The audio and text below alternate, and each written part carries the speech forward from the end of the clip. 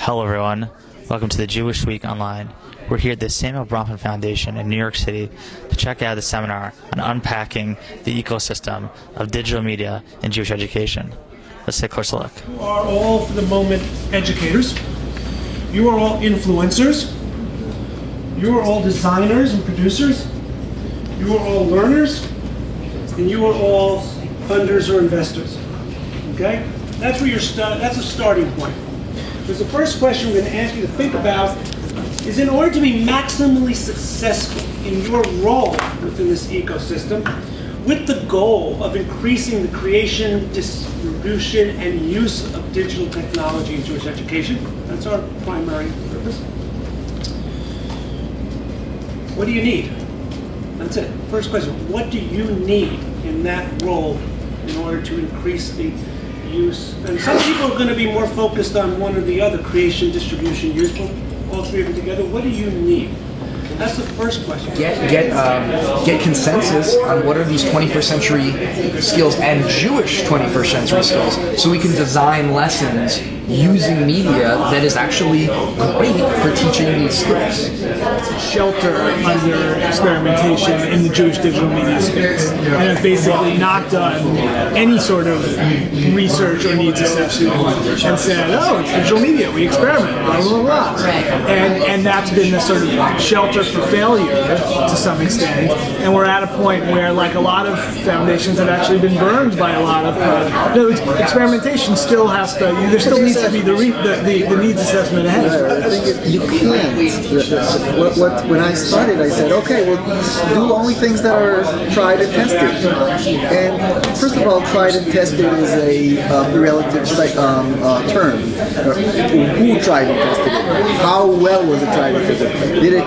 Did it go up the chasm? Did it cross the chasm? Is it already in the hands of the majority or the early adopters, or maybe it's not even in the early adopters? Okay, so early adopters, yeah, now I know it's really good, but maybe it's what are the twists that are going to make this good for Jewish education you're really afraid of. On the other hand, if you don't jump on it on time, you're late. One other piece, in the funding conversation, we talked about risk and the idea of venture capital, but we also talked about the other side of microfinance for designers or producers who only need little bits of money. And the idea of something like Kickstarter, where you could put out an idea and lots of people, including the learners, could chip in for something to make it come to life. And that system exists basically outside of this system that you talked about, and also empowers the learners to vote not only with their feet but with their dollars. So it exists outside the sense it doesn't exist yet, right? So it would need to be a new piece in the system by a platform that. But it does exist now, and it involves some of this system. I mean, that doesn't exist without learners and educators, for example. And often, funders, producers. I mean, like a great Kickstarter example, because I think coming out this week, is the comic Torah, which got funded in part through Kickstarter, but that took the educators, or in this case, the writers and artists, and the producer, which is Ben Yehuda Press, and the learners, which are the people who discovered it online and then gave money. So it is really part of the system. It's just working differently. So tell us a little bit how you got this event together. Actually, for us, the beginnings of this event came a few years ago when we did a survey of educators and asked them what were the issues that they were most concerned about. And we're surprised to find out that technology was at the top of the list.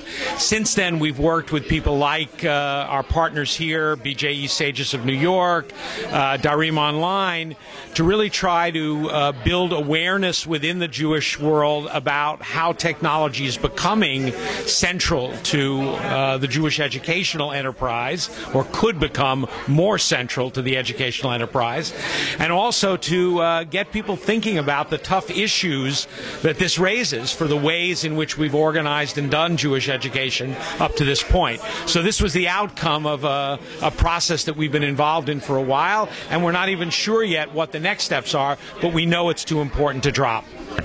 And technology in Jewish education, it's been around for a while, but what do you envision for the future? It seems to me that because technology is a pervasive part of people's lives today, that's the starting point. It's not as if we need to, be worrying about, are we going to bring technology into Jewish education to create something new that people haven't experienced before. They're experiencing technology. The question is, are we going to be able to tap into the things that they know and do as part of their lives in order to connect it to the ways in which they express themselves and grow Jewishly?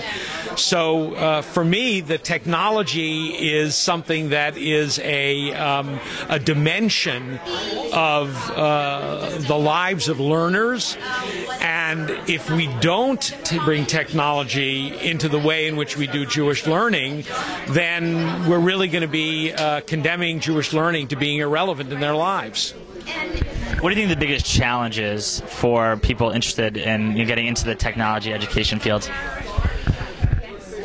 I'm not sure if there's one biggest challenge. I think there are a lot of challenges today. One of the big challenges is that for all of the fact that individual Jews, are in many ways immersed in technology, our institutions are still groping to try to figure out how to use technology. The good thing, the nice thing, is that just in the last, I would say, 3 years, there's been almost a takeoff point where more and more institutions are recognizing that technology is something central. So part of the challenge is, how do we bring the institutions to where the people are? And a second major challenge is that we're not very well organized to do this work. There are a lot of creative people who are having a difficult time bringing their ideas to scale, and that's not limited to technology. It affects many different areas of innovation in Jewish life, but it's a tremendous barrier. Part of it is money, but part of it is also that we just don't have the systems in place to take these things and really use them to their full potential. Thanks so much for your time. What are your thoughts about technology in Jewish education? So in general, I think that technology in the Jewish education world is given a pretty bad rap. People tend to think that we're lagging so far behind everyone else. The truth is, the general education world is not doing such wonderful things either, but what we need to try and do as a Jewish community is keep up with the bell curve and keep ahead of the bell curve slightly, and I think we've got all the right pieces in place. We just need to work out a way to get together, have important conversations, and to really try and bring the educators together with the designers, bring along the funders because they're going to be important, and really move the whole level of Jewish education along in the next 21st century. But here's the critical piece for me is always going to be that at the end of the day, it's not technology for technology's sake. Yeah, all of these things are good and sexy and they're good for now. At the end of the day, we're talking about Jewish education, and technology is a really good vehicle. And it's that vehicle that we're using that we think is going to have the most impact on the learners of today. And there's a lot of different ideas that came out from today's discussion. Yeah. And it was, in this world, it's about making those connections and putting those pieces together. What do you see? Like, how do you see the Jewish community in education next, let's say, even 2 years? I think we're going to see in the next 2 years a real huge input of a whole lot of different types of, for want of a better word, applications that are going to be just put out there by a whole lot of people. Some of them just thrown out to the wall and see which ones stick. Others will have a bit of research behind them, but I actually see there's going to be a huge increase in the volume of digital media that's going out into the educational world. How much of it's long term, I'm not sure. But almost by definition, I'm not sure how long technology is going to be long term. So the more things we can put out there, I think the more chance of there being some successful trials and efforts out there. And we just got to get out there and start prototyping and putting out more beta phase products and just going for it, I think. Well, thanks so much for your time. With the launch of smart tables, smart boards, iPads, and interactive applications, Jewish education has a chance to really enhance the classroom experience. This is Aaron Herman, and thank you for watching.